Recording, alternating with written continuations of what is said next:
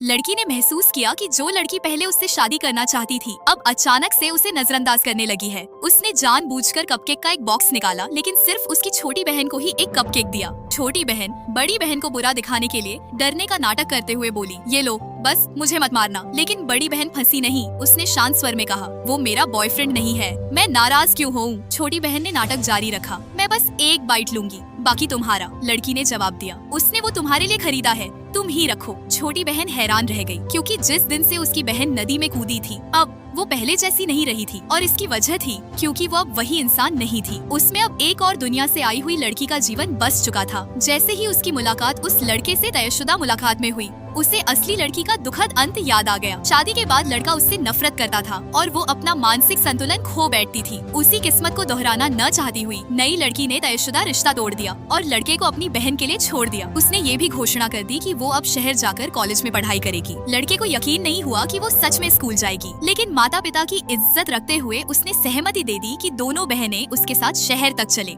जैसे ही उसने देखा कि बड़ी बहन अपनी छोटी बहन के साथ बाहर आई है, उसकी नजरें उस पर से हट ही नहीं रही थी। लेकिन अपनी प्रतिक्रिया छुपाने के लिए उसने जानबूझकर उसे नजरअंदाज किया और उसकी बहन का खास ख्याल रखने लगा। उसने छोटी बहन के लिए गाड़ी का दरवाजा भी खोला, जिससे छोटी बहन उस पर और भी फिदा हो गई। लड़की को कोई परवाह नहीं थी। वो गाड़ी में बैठी, अपनी सीट ढूंढी और तुरंत सो गई।